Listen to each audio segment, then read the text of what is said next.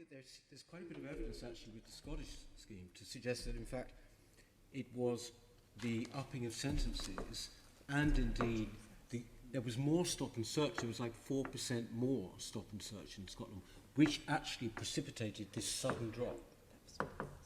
Isn't that right? And in fact, in the past 2 years, they've in fact relaxed stop and search in Scotland, and lo and behold, it started to go up again. The conclusion I draw from that is that stop and search is incredibly important, but basically people should feel that they are going to be punished for carrying a knife, and it's as simple as that. Do you not think?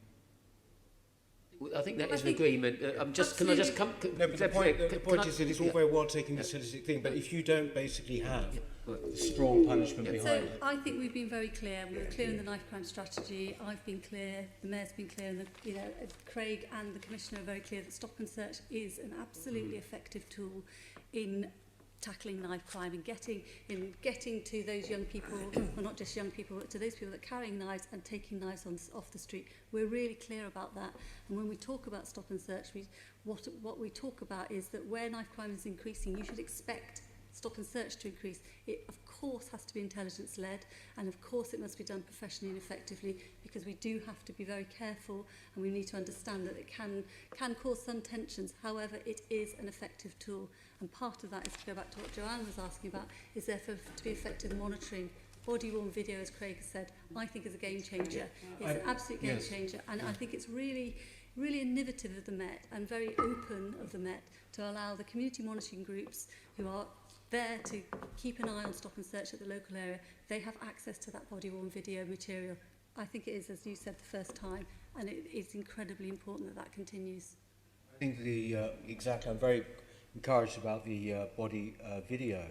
I mean, I would say, surely you say, there can be increased tensions or whatever, but would you not agree that this is a crisis point? In fact, I'm amazed that people in London are not more concerned about it than they appear to be, actually.